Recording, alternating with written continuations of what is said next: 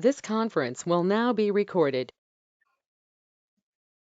All right. So tonight we're going to talk about the Commercial General Liability Program and the commercial crime coverage or commercial crime policy. All right. This is kind of, we're looking at a business. We're not looking at the mom and pop shop like a business owner. We're looking at a larger business, maybe a skyscraper, and we want to look at these portions of the policy. All right. So to start off with, you might see commercial general liability. On your exam, you just might see general liability. You also may see CGL, or you just might see GL. That's 4 ways of saying the exact same thing. This is a commercial general liability policy. That means we're covering losses associated with a business, and this is the liability portion.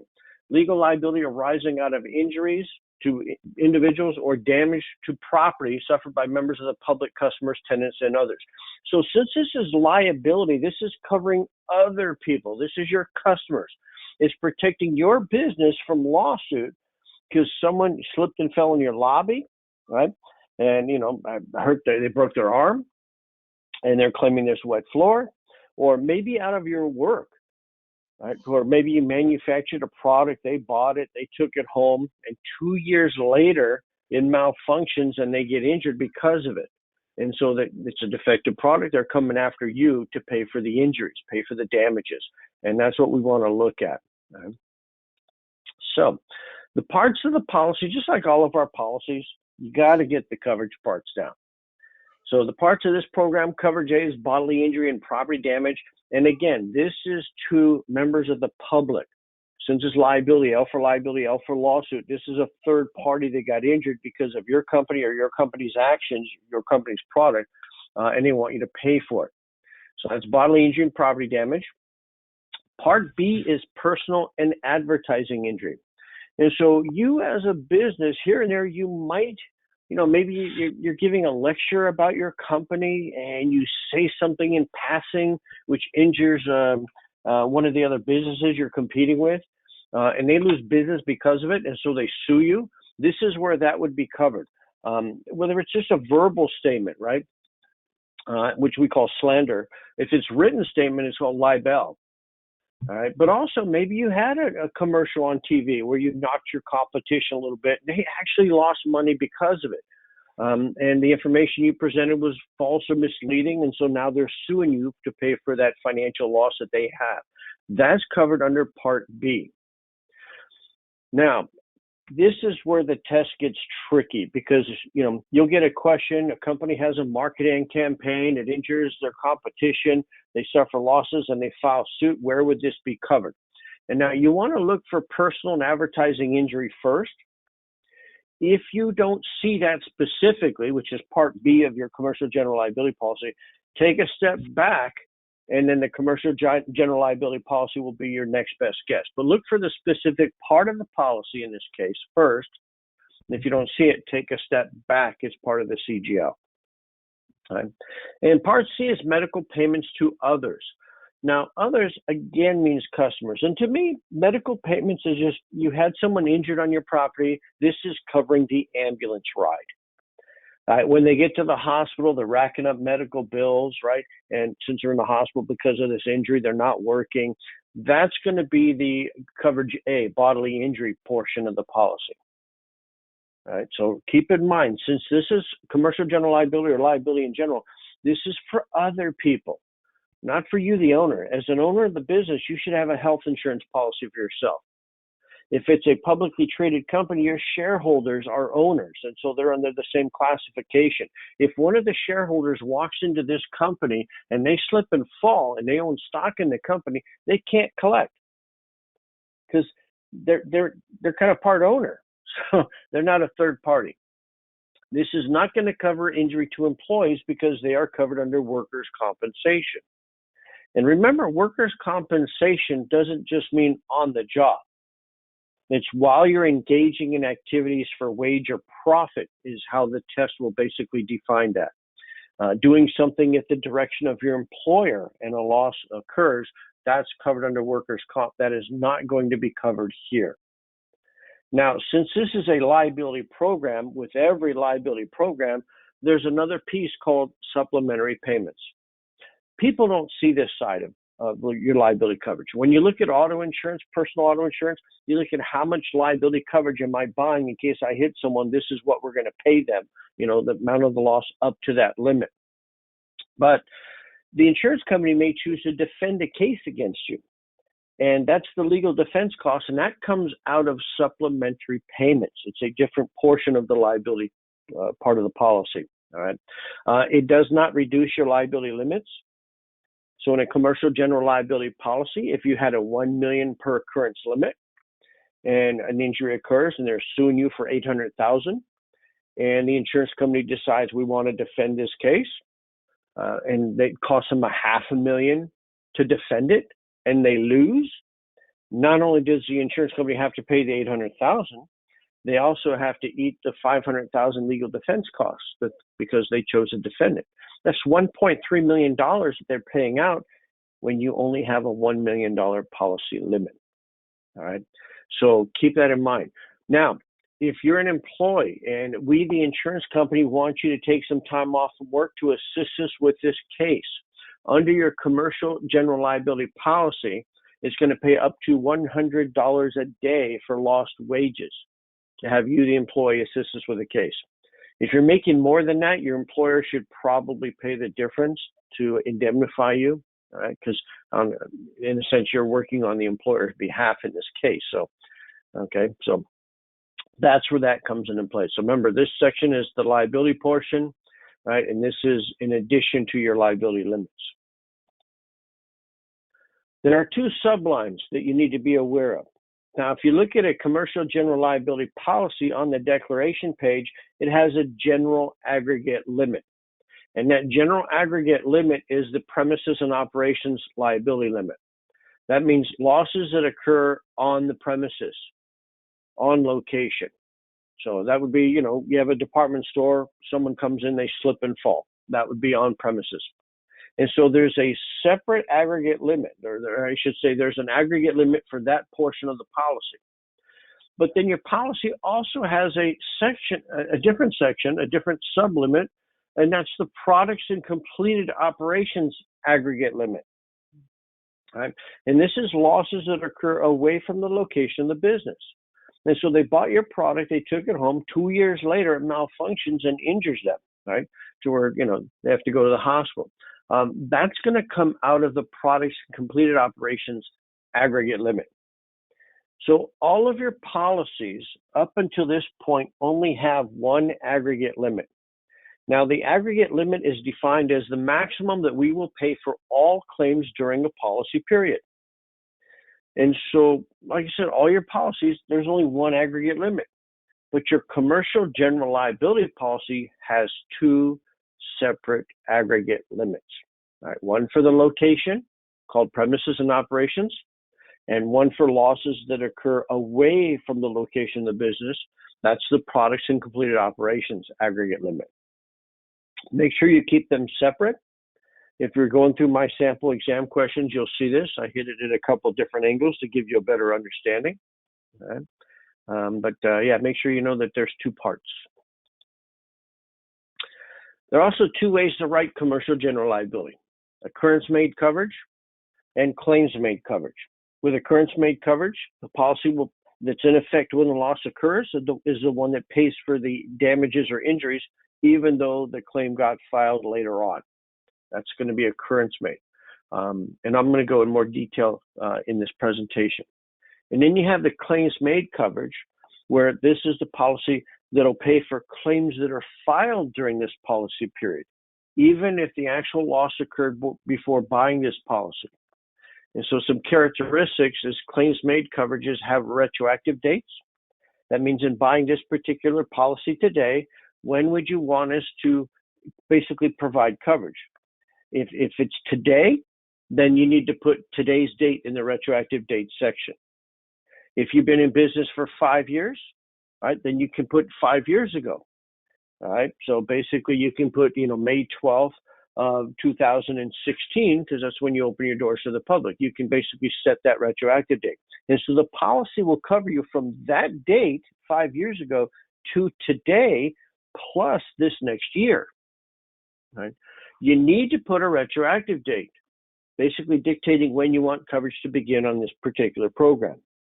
If you put none in the retroactive date section of the policy application, under what is called the prior acts coverage, if you put none in the retroactive date section of the policy application, like I said, coverage will begin the day that you open your doors to the public. That means we will go all the way back in time to the day that you open up your doors to the public and cover you from that day to today plus the next year.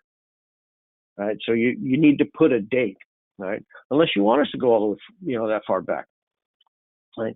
Another thing about your commercial general liability claims made coverage form is it also has extended reporting periods. That means after the policy is canceled or if the policy ends, if a loss occurred during that policy period, you still have some additional time to file a claim for a loss that happened during that policy period. Right? And that's what an extended reporting period is, additional time to file a claim. It's not extending the coverage of the policy, it's just giving you additional time to file a claim for a loss that happened during that policy period. All right. So under occurrence-made coverage, I guess the best way to understand this is it's similar to auto insurance. So you have three successive policies, right? Policy A, policy B, policy C, right? Let's say they're 6-month policies for personal auto. I'll keep it simple. So let's say you had an accident during policy A. Right? Maybe at the very end of the 6-month period, on the 5th month, you had an accident. Okay, well, your policy renewed, right? And then, a week later after the new policy is in effect, either you renewed with the same company or you renewed and went to another company. And then 2 weeks later after you bought that new policy, then you go to the insurance company and you file a claim. Well, under occurrence-made coverage, we're going to go back in time to the policy that was in effect when you had the loss, and they're going to pay for it. So even though you file a claim during policy B, their coverage period, we go back in time to the policy that was in effect when you had the accident, and that policy pays for it. So coverage A would pay for that policy. All right. And it can happen even if you jump ship and then like 2 years later you file a claim. Okay, from a loss that happened back during policy A's time period. Again, even if you filed it here, we'll go back in time to the policy that was in effect when you had the loss, and this policy pays for it, even though you filed the claim later on. Right. So kind of a little difficult to understand that, but that's how auto insurance works. There are some statute of limitations for auto insurance, but not necessarily for occurrence-made coverages. Okay, oops. All right. Now, claims-made coverage is more like health insurance. All right. So, maybe you hurt your back 5 years ago. You had some treatments and stuff, but you decided to, rub some dirt in it and walk it off, right? Which is the ultimate guy healing technique, right? And then you buy a health insurance policy, and about 3 months later, your back's bothering you again. You go to the doctors, and guess what? You need surgery. So which policy is going to pay for your surgery? The policy that was in effect when you first hurt your back 5 years ago, or the policy that's in effect now that you're filing your claim on? For health insurance, it's the policy that's in effect now. That means if the loss occurred within what's called the retroactive date, remember that date you set before you bought this policy, okay, we can cover, in a sense, those pre-existing conditions. Now, in order for us to cover the pre-existing conditions, it has to be unknown or uncertain. So if you knew you had a loss about a year ago or a year and a half ago, and now you're buying the policy and you want to put a retroactive date like 2 years before it came up so that it would pull into the policy and have that policy cover it, it'll be denied. And it's going to be subject to investigation if the insurance company found out you had prior knowledge. Right, now it could lead to a fraudulent claim in some cases, right? But we're not going to go into that detail on your exam. Just know that the policy that's in effect when you file the claim is going to pay for it as long as the loss occurred during the policy period or within the retroactive date before you bought the policy. That's how you want to understand it. So that means every policy you buy, you set a new retroactive date. Okay. Now, another thing about your claims made coverage, right, is there's additional time to file a claim. So at the end of every policy period, you have what's called a mini tail. This is an extended reporting period. A mini tail is 60 days. So if you had a loss during this policy period, you still have 60 days to file a claim. Once you file the claim, then the mini tail kicks in, which basically means we're going to cover your medical for up to 5 years. And so the mini tail is for reported and unreported losses. It gives you time to file the claim. Once you file the claim, then the midi tail kicks in and basically covers your medical for 5 years. Now, the midi tail is only going to cover reported losses. That means we need to know it exists. Right? So the mini and the midi tail are free with every claims made policy. That means when you renew to policy B, if you cancel the policy or coverage ends, there's this mini tail which gives you additional time to file a claim for something that happened during that policy period. Right? Once you file a claim, we can cover someone's medical for up to 5 years. So like a slip and fall in the restaurant, right? You slipped and fell during policy A, right? But you didn't know that as a customer, right? Then the restaurant renewed coverage. And if you filed a claim within the first 60 days of them renewing coverage, we'll go back and we'll have policy A pay the claim.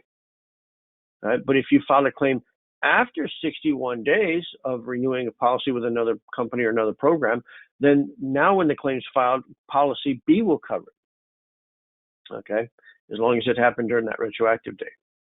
All right, so this seems a little confusing. Once you get it down, there's a chart on my website also that kind of helps go into this a little bit, give you a little condensed version. But through repetition of the material, you'll pick it up. All right. So with the summary for claims made coverage, claims made, there's that retroactive date. That's the earliest date that your policy will cover a loss. If you put none in the retroactive date section, remember, under what's called the prior acts coverage, if you put no retroactive date, or you put none, I should say, then we go all the way back in time to the date that you open your doors to the public for business. Okay. At the end of the policy period, right, you have an extended reporting period, which is additional time to file the claim. Remember, the mini is 60 days. Once you file the claim, then the midi kicks in, right, and covers your medical or customer's medical for up to 5 years. Now, these two are free. The mini and the midi, they're free. Okay. Now, if you want to protect your policy holders, right, from any losses while you run the business, so let's say you're selling a business and you want to protect your customers in case something happened while you ran the business, just before you sold to someone else. That's the best way to explain this. You can purchase a supplemental extended reporting period, sometimes called a full tail, sometimes called a maxi tail. So you're going to single premium buy this. It's treated like it's a separate policy, and it just makes the claims reporting period an unlimited period of time. All right. Now, it doesn't extend coverage forever. It just means that if any of your customers were injured during this policy period, you're giving them, by buying this supplemental extended reporting period, you're giving them a forever time to file a claim, possibly 30 years in the future, for loss that happened during this policy period, and we'll go back and this policy will cover it. All right. So again, it doesn't, I keep emphasizing, it doesn't extend the coverage forever. It just gives you forever to file a claim for a loss that happened during this policy period. Right. Since it is treated as a separate policy, there are limitations. The maximum charge they can assess you is 200% of your commercial general liability premium. So if you're paying, $22,000 a year for your commercial general liability policy, the maximum they can charge you would be double that. Okay, 200% or 2 times that. That's the maximum charge to give them unlimited, reporting period for claims. Okay, so that's that. Now, So knowing liability covers the business activities, but there are some areas that aren't going to be covered. Professional liability will not be covered. Your commercial general liability will cover general liability losses or loss exposures associated with a hospital, but we won't cover if that doctor individually made a mistake.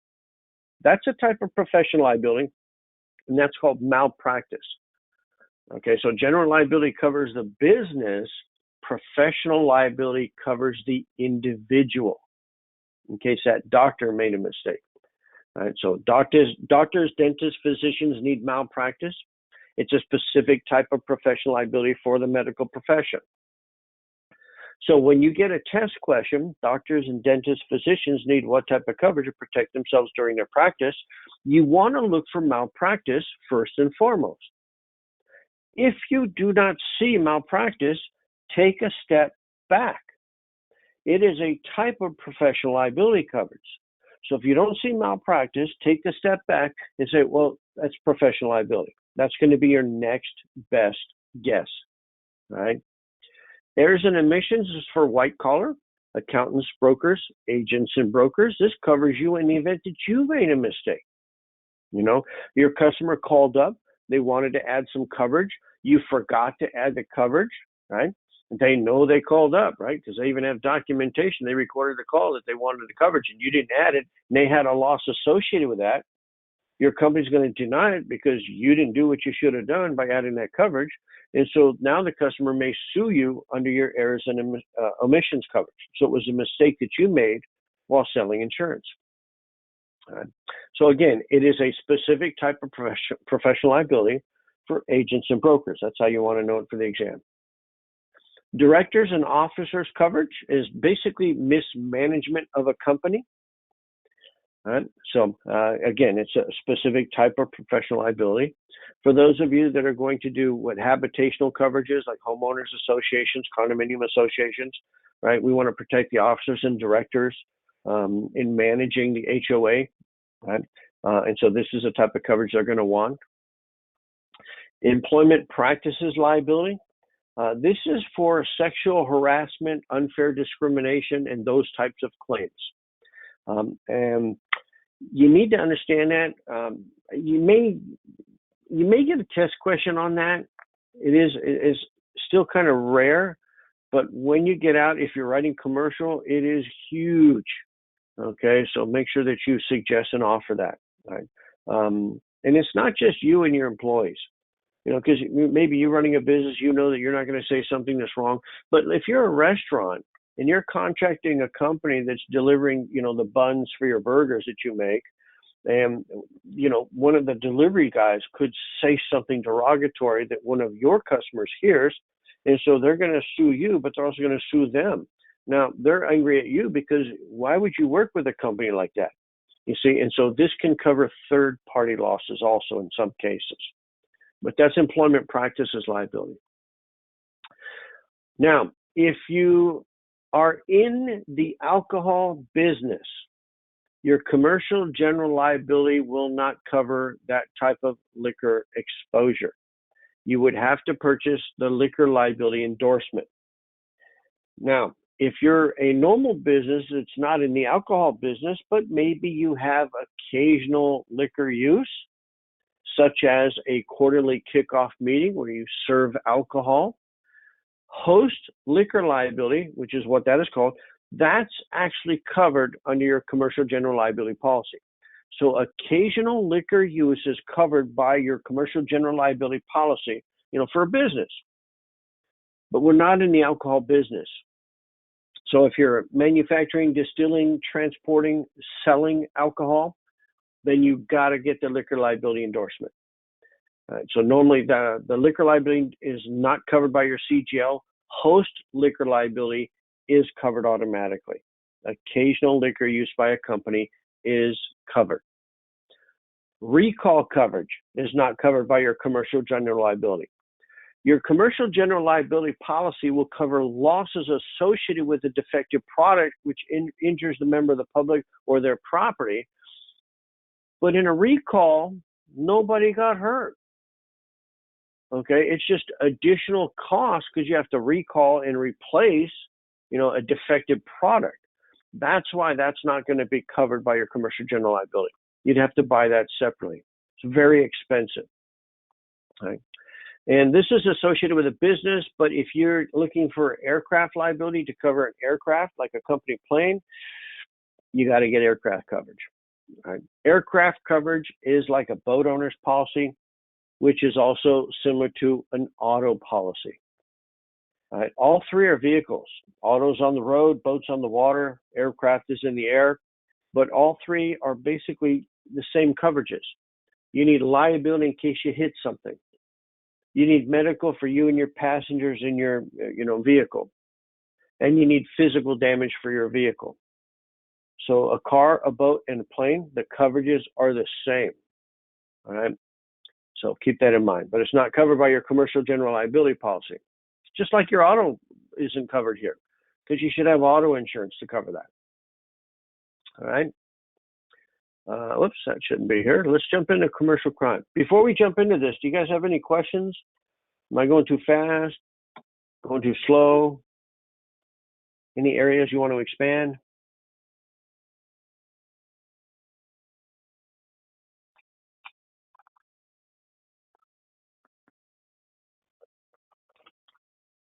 We're good, Lauren. Okay. Thank you. All right. Well, we'll continue then. All right. So commercial crime covers, again, covers theft losses with a business. Now, we usually call it theft coverage on the personal line side. It's built into your homeowner's policy. It can be added to your dwelling policy. And it is also as optional under a business owner policy. But it's one of the modules or one of the coverage parts you can add to your commercial package policy. You need to know the difference between on-premises coverage and off-premises coverage, because where did the theft take place? And this is a factor on your test question. Did they break into the premises and steal something from you? Or, after you gave the armored car transport your deposit and it left, right, then they basically took out an armored car and stole your, deposit off premises. And so depending on the business, whether you want on-premises or off-premises coverage. Now, there's some additional terminology. If you are giving your bank deposit to one of your employees and they're still in and around the building within 100 feet of your business, they are classified as a custodian, and that's on-premises coverage. Once they take the deposit, right, they go out to their car and they're driving to the bank to make the deposit. Now they become a messenger, and that would be covered under off-premises coverage. So make sure you know the difference, right? You may get that on your test, right? You do need to know these definitions. Theft is any act of stealing, and this is a very common test question. Which of the following has the broadest definition? Theft, right? So theft includes burglary, theft includes safe burglary, theft also includes robbery. So it has the broadest definition. Burglary is kind of misleading, all right? Burglary is only going to cover the damage to the entryway or exitway of a burglar as evidenced by visible marks of forcible entry. On the exam, you'll see it's the breaking into closed premises as evidenced by visible marks of forcible entry. So burglary only covers damage to the entryway or exitway of a burglar. It doesn't cover what they stole. That's going to be the theft coverage. Safe burglary, I guess breaking into a safe, right? Kind of like in the background of this picture, we got a bank vault here, probably an extreme, but you go to an office and a lot of the executives in the movies, you see they have this picture on the wall and it's like a hinge, they open it up and there's a safe behind the picture. That's kind of what safe burglary is about, right? Robbery is where someone is being threatened. They're threatening to injure or murder someone and take property from them. So burglary, you're breaking into closed premises. There's no one around. Robbery is when someone's there and you're threatening them to take property from them. Right?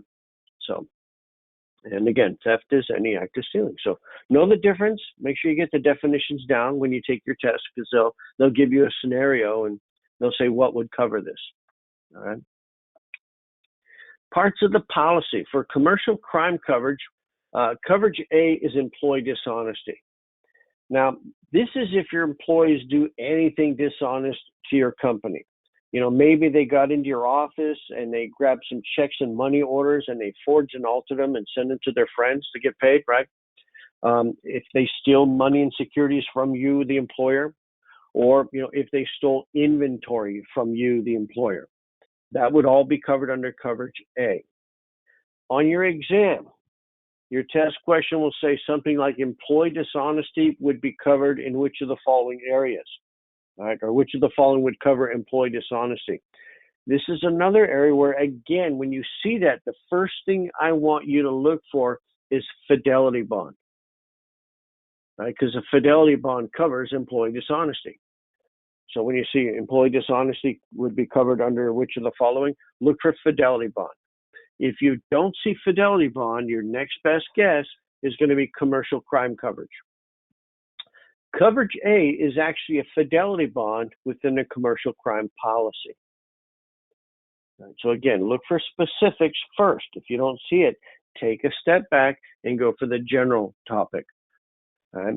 Now, coverage B, C, and D are from outside parties. Some outside party broke into your office, stole your checks, money orders, forged, altered them, and sent them out to other people. This does not cover you receiving a forged or altered check. This just covers someone stealing your checks and money orders and alter them and sending them out. Coverage C is theft of money and securities from outside parties, because if your employee stole from you, that would be covered under coverage A.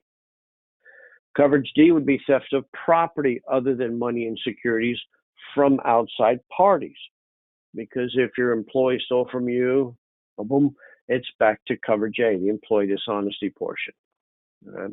So make sure you understand the differences there. The biggest one you're going to get is the employee dishonesty portion. And they might kind of blend this with on-premises or off-premises coverage. Theft of money and securities on premises, what would cover this? On premises theft coverage. So sometimes it's that simple. Just like commercial general liability, there are two ways of writing commercial crime coverage. But instead of calling it occurrence made and claims made, we're going to call it loss sustained coverage or discovery form. So loss sustained coverage is kind of similar to commercial general liability's occurrence made coverage. The policy that's in effect when a loss occurs is the one that pays for the damages, even though the claim got filed later. Discovery form is similar to claims made coverage. The policy that's in effect when the claim is filed is the one that pays for it, even though the loss may have occurred before buying this particular policy. So again, with loss sustained coverage, it's like personal auto, right? You have a loss during policy period A. You renew with another company, another policy, which is policy B, and then you file the claim. We'll go back to policy A. Since the loss happened during their policy period, they pay for it. And so that's what loss sustained coverage is about. Now, the difference between occurrence made and loss sustained coverage is how long after the policy ends do you have to file a claim. And under commercial general liability, under occurrence made, there really is no tail. Okay, you can file a claim 20 years later from a loss that occurred during that policy period. But for loss sustained, you got to file a claim within 1 year after coverage ends. Right, so there's a limited tail, basically. Right. Now, the commercial crime discovery form, like I said, is just like your commercial general liability claims made coverage. You set a retroactive date, which is a specific date of when you want us to go back in time and cover you from that day to today, plus this next year, for policy period. And you set that. And again, if you don't put a retroactive date, you put none in the retroactive date section, coverage will begin the day that you open your doors to the public as a business. We'll go that far back in time. To give you a heads up, your professional liability errors and omissions coverage is written basically like a discovery form or claims made coverage. The reason is when you first open up an agency, you're first selling insurance, you're going to get errors and omissions coverage. But since you haven't sold the policy yet, you don't have a lot of income, you're going to buy the cheaper policy with the lower limits, right? Because that's all you can afford, let's just say. As time goes on, as you're selling more and more insurance, you're worth more and more if an incident occurs. And so you're going to, when you renew, you're going to increase your limits and get better and better and better coverage as time goes on. And so let's say you're in business for 5 years and here comes a claim. Someone bought a policy from you the first year you were licensed and they requested some coverage that you did not add. And 5 years later, they're filing the claim. Now, which policy would you like to cover this claim? That really cheap, low-limit policy you bought when you first started selling insurance that first year? Or the most current up-to-date policy with the higher limits that you have in place today covering the claim? Well, hopefully you chose the one that's in effect today with the higher limits. That's how claims-made coverage, that's how discovery forms work. The policy that's in effect when the claim is filed is the one that pays for it, even though the loss occurred prior to you buying this policy with the higher limits. Okay. So just like claims-made coverage, you also have extended reporting periods, additional time after the policy ends for the customer to file a claim, right? And your policy can still pay for it. Again, we have the mini and the MIDI, which are free. And of course, the summary, same thing as claims-made coverage. You got a retroactive date, you got extended reporting periods, and if you want to protect future claimants, you can get the supplemental extended reporting period. All right. I mean, that's basically that. When you're on my website, under the playbook in the charts, there is a sample chart, like I said, for commercial general liability and commercial crime coverage. It does have a nice summary to help you understand, and then go through the questions. All right.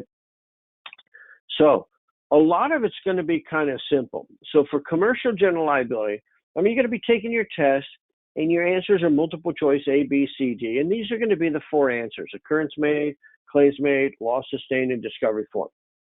And so if the question is saying anything about commercial general liability,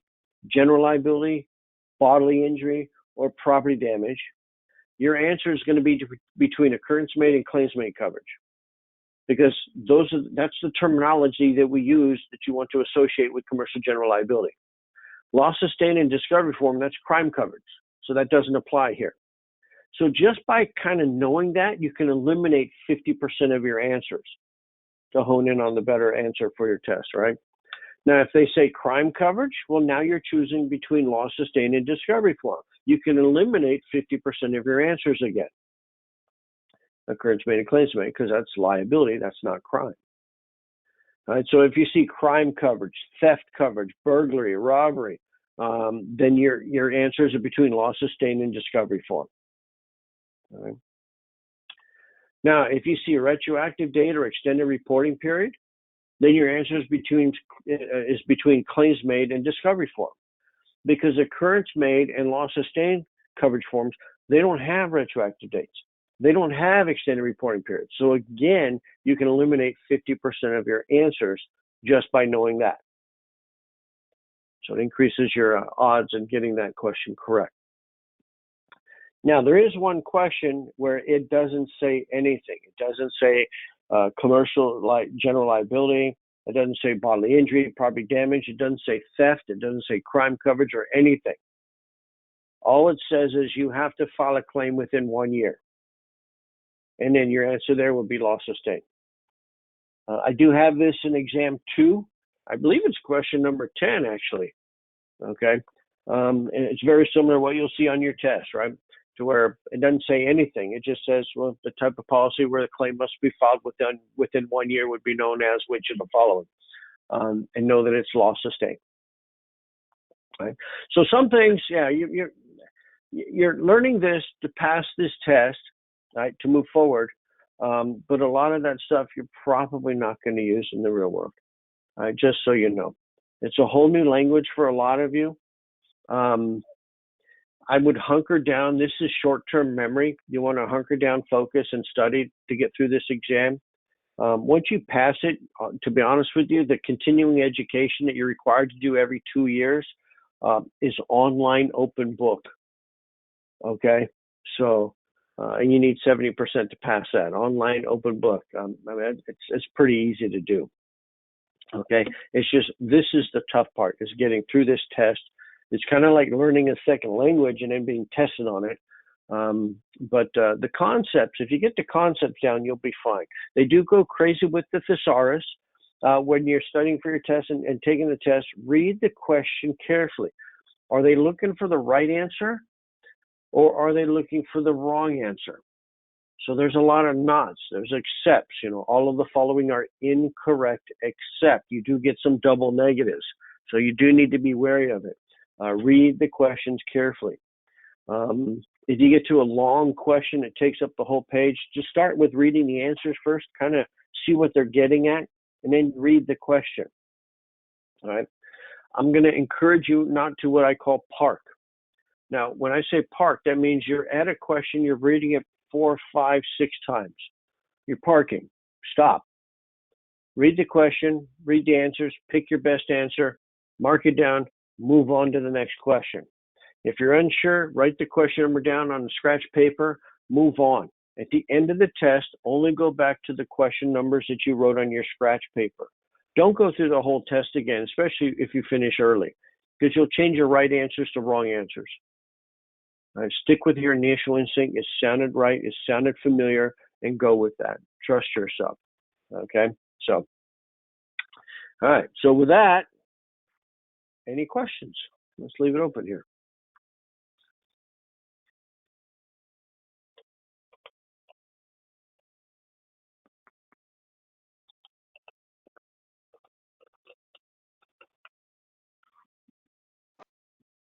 I have a question that doesn't necessarily. Scared of. Yeah, ask away. So now the test is offered in an online at-home version and in person at the testing center. Do you have any suggestions? Say that one more time. It's really, really sounded choppy there. I apologize. Can you hear me? Yeah, but still, it's kind of, I don't know. Go ahead. So there's multiple testing options. You can take it at the testing center, in person, or online from home. Do you have any suggestions? Is there any difference? Oh, so going to the location versus taking it at home. If you're taking it at home, make sure there are no distractions. I think they want you to take it with a laptop and pan the room even to make sure there's no notes. You can't have a pet walk around behind you. I mean, it's and they'll close the test off if they think in any way, shape, or form that you're cheating. Okay. I've had one person, they're by themselves. Because they're by themselves, for them it was easier to read the questions out loud as they go through it. And the proctor who's listening in thought that they were reading it to someone else who was feeding them answers. And so they shut the test off, and he had to reschedule and pay again. He pleaded his case, but still. So that it's a little undue pressure. I recommend, I mean, if it depends on you. I mean, go take the test at the location. Yes, it's easier. Okay, I understand with COVID-19, everyone's still kind of concerned and everything. And again, you got to be comfortable. But again, just notice there's more scrutiny if you're taking the test at home or at your office. Okay, does that answer your question? Does that help, Alex? Yeah, absolutely. Thank you. Okay, you got it. All right, Martin, go ahead. What is the lowest score that we're allowed to get on this? Depending on the state you're in California, it's 60%. That's a D. That means out of 150 questions, you can miss 60 and still pass. Most other states, it's 70%. And the number of questions varies between 120 to 180. But if it's 150 questions, 70%, you can still miss 45 questions and pass.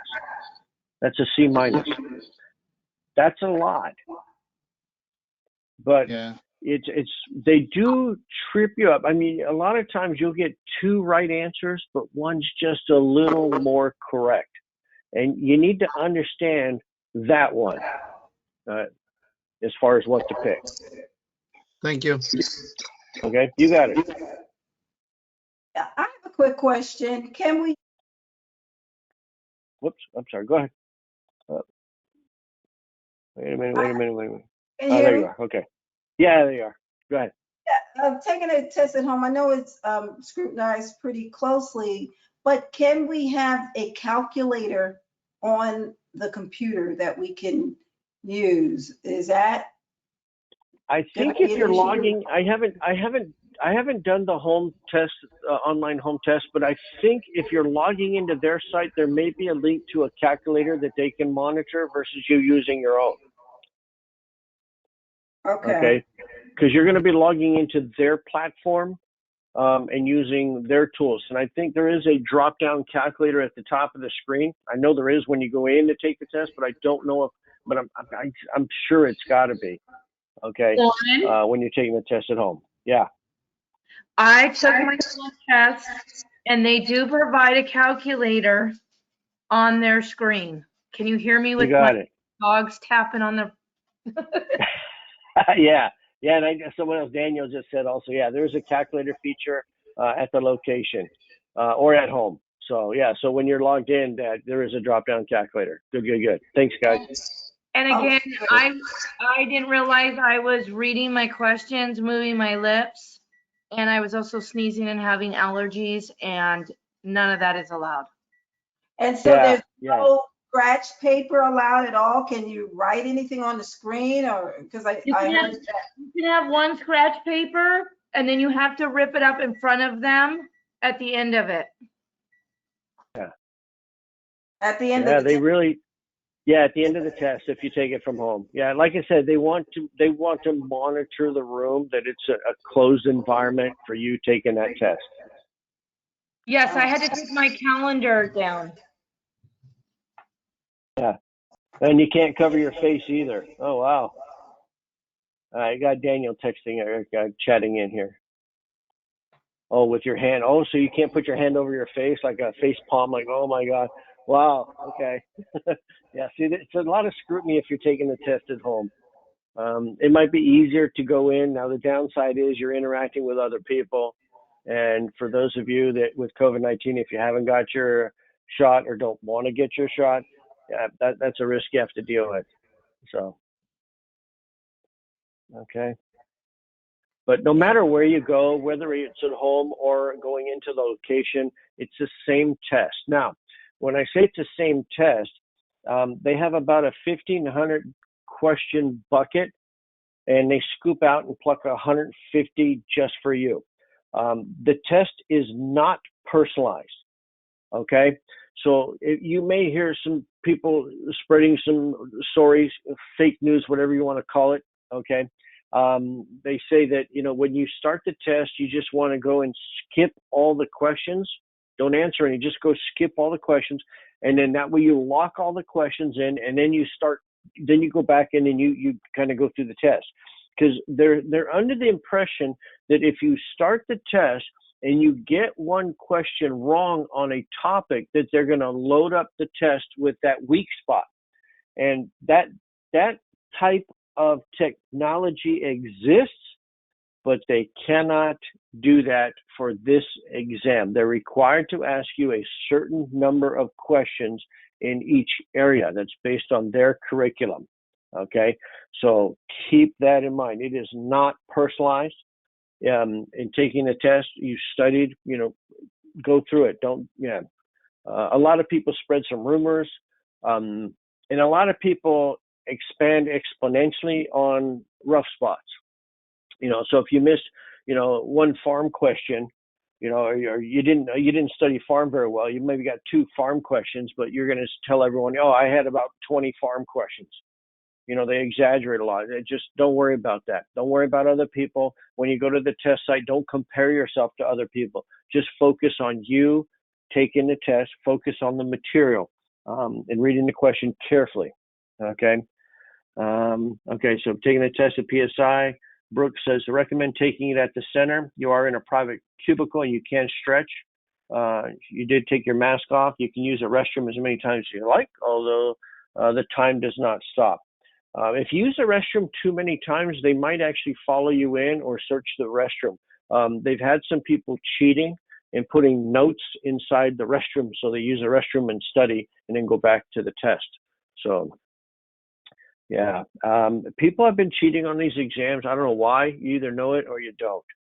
Okay, and yeah, it sucks that you couldn't get a C- or a D, but it has nothing to do with you. And this is the one point that I definitely want to pitch. It's not you. This test is designed to be tricky to weed out people who shouldn't have a license and shouldn't be in this industry. Okay, so, and a lot of it's contract law. It's a lot of legalese. So, yeah, but it's worthwhile. It's worthwhile. Okay. Do you recommend we leave our cell phones in the car? Are those not permitted if you go on site? I know in person, they probably wouldn't want it anywhere around. But what about? Yeah. Anything suspicious? Yeah, Brooke's right. Anything suspicious? Don't look like you're cheating. Right? Don't cheat, of course, but don't even look like you're cheating. I would leave the cell phone in the car. If you do bring it in and you put it in the locker, make sure that your phone is off, not silent, not vibrate. Make sure it is off. Okay. Because if it does ring or buzz while you're in the test, they'll pull you aside and they'll say you need to reschedule your test because this is a distraction. Wow. Okay. Yeah. Okay. So, I mean, they'll give you the rules, but yeah, I mean, just you can wear eyeglasses, but they still want to take a look at it. But you can't have your eyeglass case with you. If you have a hooded sweatshirt, you'll need to take it off or they'll search it, or you'll have to take it off and put it behind you on the chair. I mean, they're very particular in watching for people that are cheating. It's like, yeah, to me, it's crazy, but apparently that's what people are doing, and they're catching them. And so they're from here on out, they're just making sure. Can't have a watch that comes off your jewelry. Yeah, there's a couple of things, but when you read the instructions on the PSI site or whichever, Pearson, Prometric, whichever where you go, read the instructions of what to expect when you're taking the test, because they do have the guidelines. Okay. If you take it in person, can you get a mileage refund? That's between you and your employer. I couldn't answer that one, Martin. Okay. All right. Okay. Yeah, it took last month, got a 60. Yeah, you need 90 to pass. Yeah, it's not an easy D, is it? But it is doable. I got to be honest with you.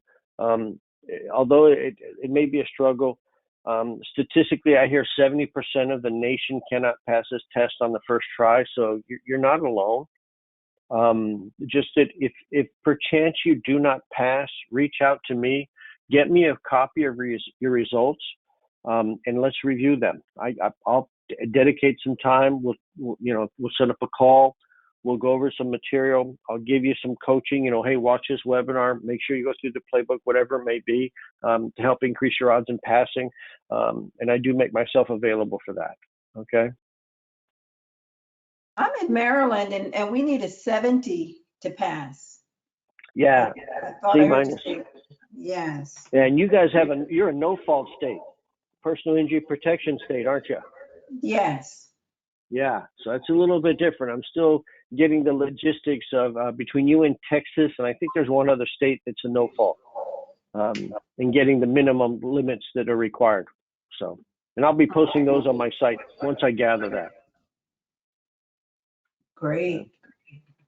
You got it. But the concepts, I got to be honest with you, it doesn't matter what state you're in. The homeowner's policy is a homeowner's policy is a homeowner's policy. Nationally, the coverages are the same.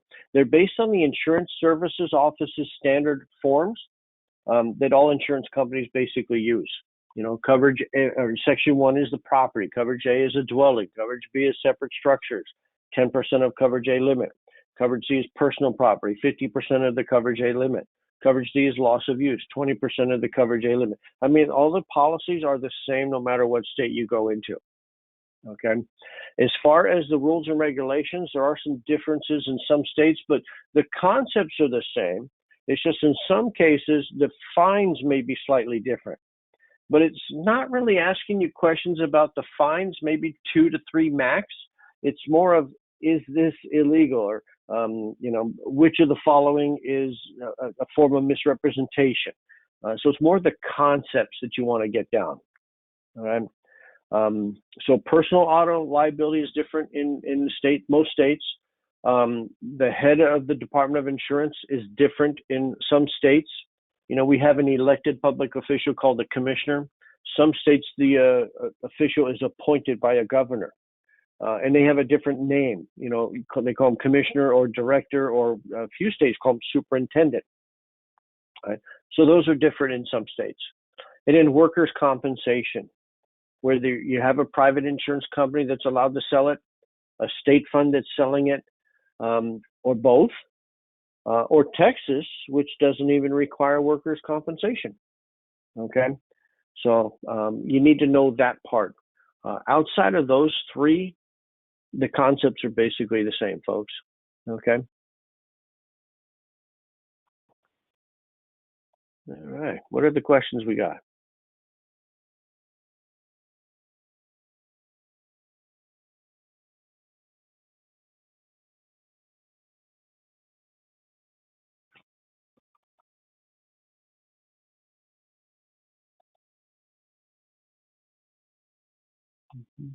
Okay, let me see here. So yes, there's that Brooke. Yeah, Brooke, you can do this, Brooke. Yeah, if you go to the site, they do give you scratch paper, but they will collect it. Okay. California, take it home. Yeah, it doesn't matter where you go. Just understand there's scrutiny, whether you're at home, a little more scrutiny at home versus at the location. And the thing with the location, like I had one of our agents I'm working with, I guess someone next to him was coughing or sneezing, quite a bit, which kind of causes alarm. It's kind of weird sneezing in public now. You don't get that bless you anymore. You just get these foul looks. It's weird. So, yeah, so that's not part of your test. Okay. And a lot of people get distracted. It's a concern. I get it. But for me, I guess I'm just here to take and pass this test. So I can blot out all the other stuff, focus on the material, get the test done, and get out. Okay. So, and yeah, when you do pass, or if you don't pass, either way, they don't hand out your score typically anymore on a piece of paper. They usually give you a printout right then on the spot, but they don't want to hand anything from me to you. And so they usually email you the results. So if perchance you do not pass and you get those results, email them to me, because that's how I can best look at it and coach you to study and pass it the next time you go in. Okay.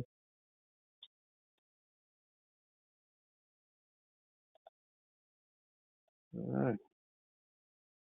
Well, I guess we'll call it a night. All right.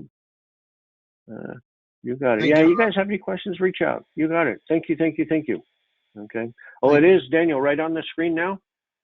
Okay. I didn't know they had it on the screen. Usually you finish the test and then you go out front and they hand you the paper whether you pass or fail. So, okay, cool. All right, you guys. Thank you. Have a great evening. Good luck in your studying. Good luck on your test. And again, don't hesitate to reach out. Okay? You got it. And thanks for all the activity, all the input from everybody. I appreciate that too. Thank you.